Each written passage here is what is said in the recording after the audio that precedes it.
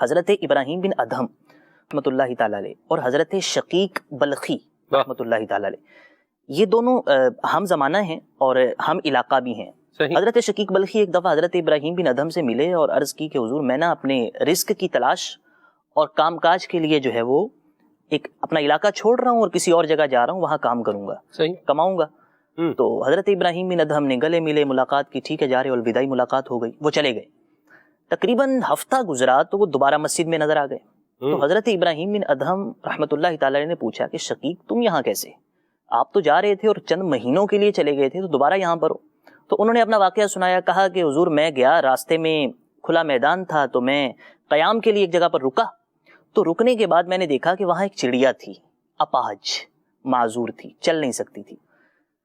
وہ چڑیا وہاں تھی اور زمین پر تھی اور مجھے محسوس ہوا یہ اڑ نہیں سکتی، تو میں اسے دیکھتا رہا۔ دیکھتے دیکھتے تھوڑی دیر میں میرے ذہن میں یہ خیال آیا کہ یہ بیچاری کیسے کھائے پیے گی، مر جائے گی، دھوپ بھی ہے، ویرانہ بھی ہے، کوئی دور دور تک اور اس کا بہن بھائی پرندہ بھی نظر نہیں آ رہا۔ کہتے ہیں میں دیکھتا رہا، تھوڑی دیر بعد ایک چڑیا اور آئی اور اس کے منہ میں دانا تھا، وہ اس کے پاس آ کے بیٹھی، دانا زمین پہ گرایا اور اس اپاہج چڑیا نے کھا لیا، اور جو ٹھیک چڑیا تھی، تندرست تھی، وہ واپس چلی گئی۔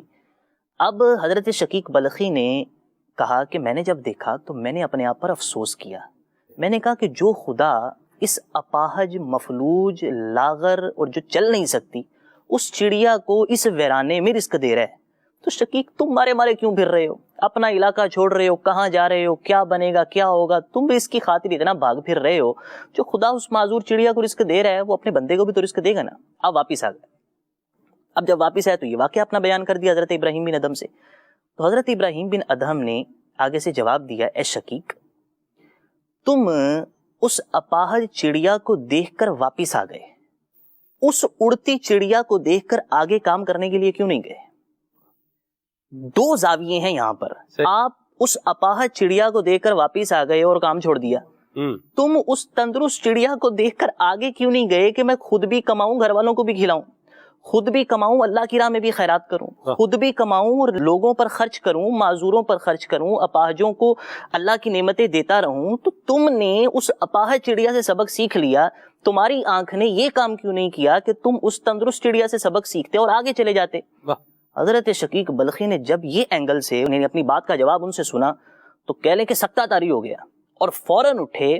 یہاں دو روایتیں ہیں، ایک یہ ہے کہ آپ نے فوراً ان کا ہاتھ چوما، ایک یہ ہے کہ فوراً حضرت ابراہیم بن ادہم کا ماتھا چوما اور کہا کہ حضور آپ نے میری آنکھیں کھول دی ہیں۔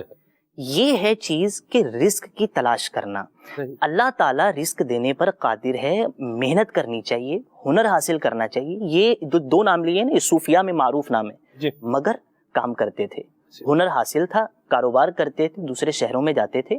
تو بات یہ ہے کہ رزق دینے کی جو ذمہ داری ہے وہ خدا کی ہے، یہ قرآنی وعدہ ہے کہ اللہ نے ہر چلنے والا جو جانور ہے اس کا رزق اپنے ذمہ کرم پر لیا ہے۔ تو آپ ڈنڈی نہ ماریں، آپ دو نمبری نہ کریں، آپ فراڈ نہ کریں، آپ دھوکہ نہ دیں اپنے گاہک کو۔ رزق آپ کو خدا نے دینا ہے، وہ جس طرح اپاہج چڑیا اور اپاہج اور معذور اور لاوارث جانوروں کو رزق دیتا ہے نا، وہ اپنے بندے کو بھی عطا کرے گا۔ سچ بولیے، محنت کیجیے۔